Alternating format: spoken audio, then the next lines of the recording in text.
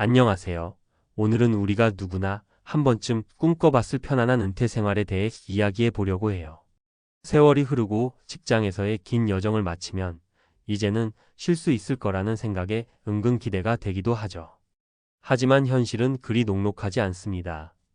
막상 퇴직 후 연금만 믿고 버티다 보니 생각보다 훨씬 큰 세금과 건보료가 발목을 잡고 그동안 준비해둔 노후 자금이 급격히 줄어드는 사례도 심심치 않게 들려옵니다. 오늘의 이야기 제목은 은행 지점장 60세 퇴직 후 연금 생활, 건보료 폭탄 맞고 결국 알바 뛰는 현실입니다. 사실 직업만 다를 뿐이지 누구에게나 일어날 수 있는 일이라고 생각해요. 30년 이상 일하며 경력을 쌓은 베테랑들도 이 정도면 노후 대책은 충분할 거야 라고 믿는 분들도 예상치 못한 지출로 인해 퇴직 후 삶의 위기를 겪는 사례가 많습니다. 그래서 오늘은 여러분께 실제로 있을 법한 3가지 사례를 풀어내며 은퇴 준비에 꼭 챙겨야 할 부분들을 같이 살펴보려 해요. 1. 은행 지점장의 빛바랜 은퇴 로망. 우리 이야기의 주인공이 된 어시 60세는 30년 넘게 은행에 몸담았고 지점장까지 올라간 잘 나가는 직장인이었어요. 아침 일찍 출근해서 저녁 늦게 퇴근하기까지 모든 시간을 고객 응대와 지점 관리에 쏟았죠. 덕분에 명예퇴직 제안을 받던 시점에 이미 나름 넉넉한 퇴직금과 개인연금 그리고 국민연금까지 기대할 수 있었습니다. 그런데 문제는 어디서부터 시작됐을까요? 예상보다 큰 건보료. 직장에 다닐 때는 급여에서 바로 빠져나가는 형태로 건강보험료를 납부하기 때문에 크게 실감하지 못할 수도 있어요. 하지만 직장이 없어지면 지역가입자로 전환되면서 부담해야 하는 건보료가 크게 오릅니다. 어씨는 퇴직 직후 건강보험 지역가입자로 전환되었는데 집과 자동차 등 재산을 기준으로 산정되는 보험료가 훨씬 높게 나온 거예요. 회사를 다닐 때야 그냥 월급에서 빠지는 돈이니 크게 신경 안 썼죠. 근데 퇴직하고 한 달이 지나니 건보료 고지서가 확 늘어난 걸 보고 깜짝 놀랐습니다. 이렇게 건보료가 예상을 훌쩍 뛰어넘자 처음 한두 달은 예금 통장에서 빠져나가는 돈을 보면서도 에이, 아직은 버틸만하지라고 생각했지만 시간이 흐를수록 생각보다 지출이 커졌습니다. 세금과 생활비의 현실. 퇴직금에 대한 세금, 그리고 여전히 지출해야 하는 식비, 유지비, 주택관리비 등 은퇴하면 일단 지출이 줄어들 거라고 믿고 있었지만 건강이 좋을 때 즐기고 싶어하는 취미나 여행에 드는 비용까지 감안하다 보면 오히려 은퇴 전보다 지출이 많아질 수도 있습니다. 어씨는 외국 여행 한번 맘 편히 다녀오고 싶어서 부인과 장거리 여행도 계획했어요. 그런데 치솟는 물가, 비행기표 가격, 숙박비 등을 따져보니 해외여행은 꿈도 못 꾸고 국내 여행 몇 번 다녀오는 데서 큰 비용이 나가버렸죠. 마음 먹고 놀아보겠다 싶었는데 퇴직하고 보니 수입은 뚝 끊기고 고정 지출은 계속 있고 야금야금 새어나가는 돈이 생각보다 많더라고요. 결국 어씨는 버틸 수 있는 범위를 넘어섰고 요즘 들어서는 단기 아르바이트를 구해 조금이라도 수입을 보충해야겠다고 결심하게 됐습니다. 더 나이가 들면 알바도 못할 텐데 지금이라도 뭐라도 해야죠.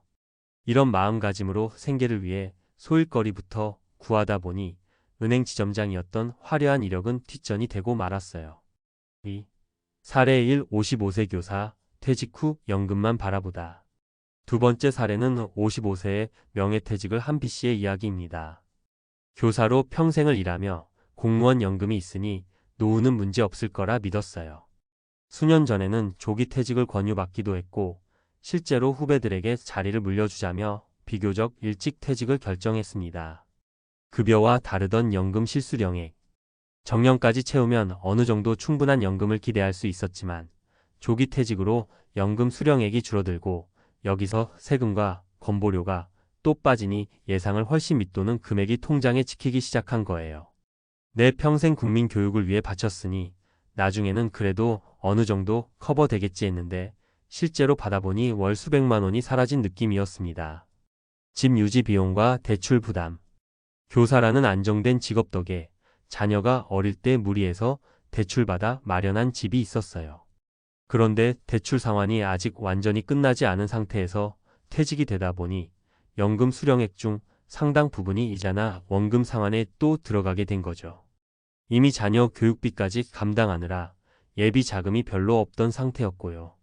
연금이 한 달에 몇백 나오긴 하는데 이자 내고 관리비 내고 하면 남는 게 없더라고요. 우울하다 못해 심각해졌습니다.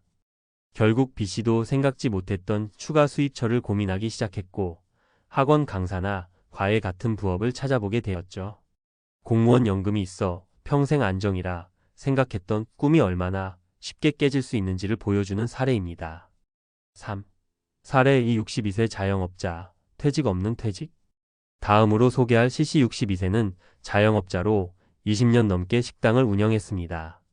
자영업자는 정년 퇴직이 없으니 한편으로는 은퇴 시기를 스스로 조절할 수 있다는 장점이 있어 보이지만 현실은 조금 달랐어요. 퇴직의 개념이 모호한 자영업자. CC는 하루하루 가게 운영에 매달리다 보니 딱히 은퇴 준비를 못했습니다. 그러다 건강이 나빠져 더 이상 식당 일을 무리하게 할 수 없게 되자 가게를 정리하고 쉬어야만 했죠. 하지만 정리 과정에서 식당 권리금이 전혀 나오지 않는 상황이 벌어졌어요. 경기 침체로 장사가 어려워지다 보니 가게를 넘길 사람도 없었고요. 내 식당이니 퇴직금이랄 게 있나. 적금 깨고 어떻게든 살아왔지 그러다 보니 벌어놓은 게 딱히 없더라고요. 건보료와 가게 부담.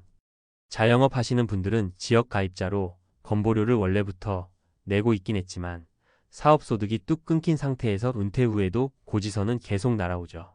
내야 할 금액은 줄지 않는데 수입이 0원이 되면 당황스러울 수밖에 없습니다.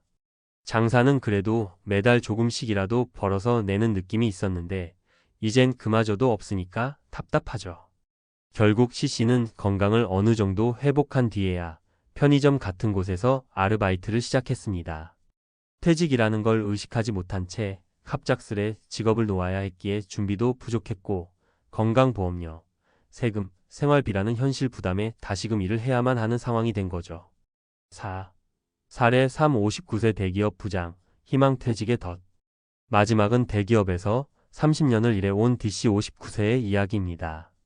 DC는 회사 내 조직 개편이 있을 때 희망퇴직이란 명목으로 퇴사를 제안받았고 당시 퇴직금 조건이 꽤나 좋아서 고민 끝에 수용했습니다. 남은 몇 년을 버티느니 차라리 퇴직금과 추가 보너스를 받아서 새로운 삶을 설계해보겠다는 생각이었죠. 고용보험 종료 후 찾아온 공백.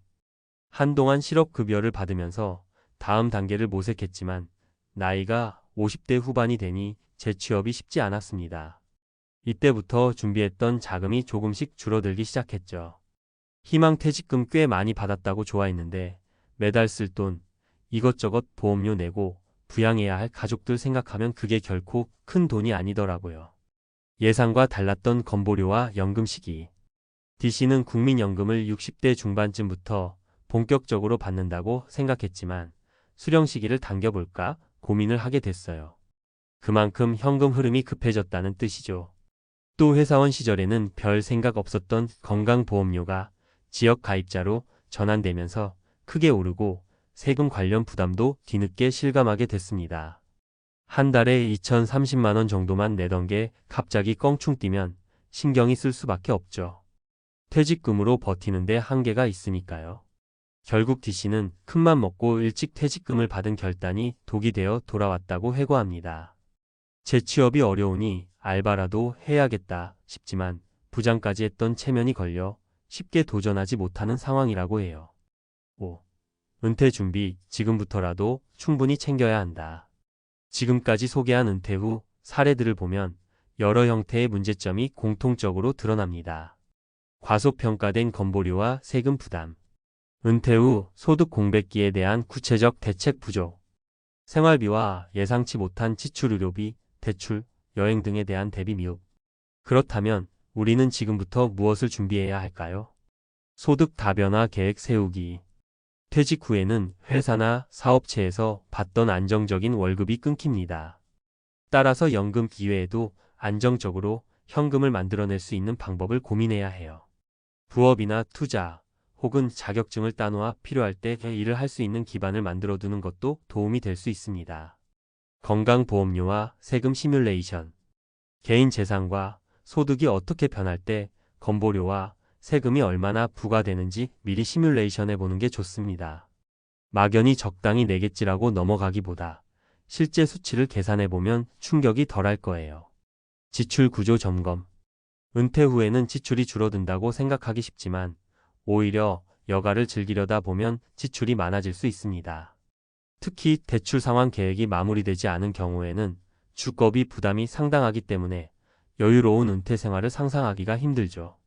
따라서 생활비 및 취미여행 비용 등도 구체적으로 따져서 월 고정 지출을 예측하고 이를 충분히 커버할 수 있는 재원을 마련해 두는 게 중요합니다.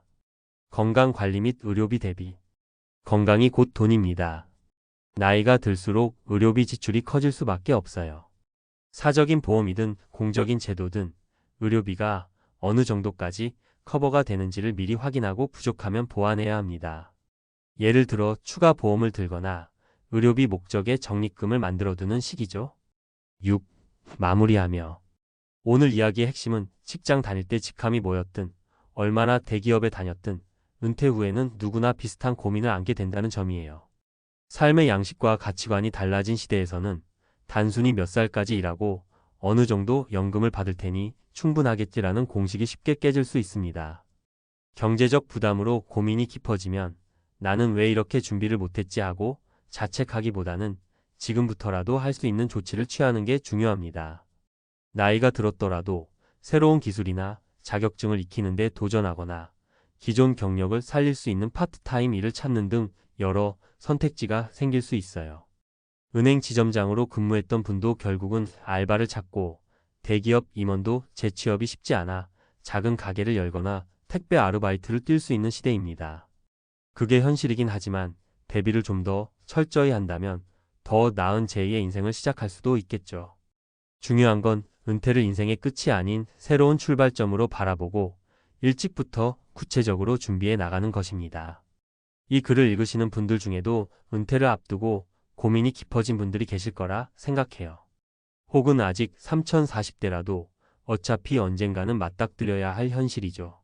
아무쪼록 세금과 건보료에 발목 잡히지 않는 노후 준비를 위해 오늘부터 작은 것 하나라도 실천해 보시는 건 어떨까요?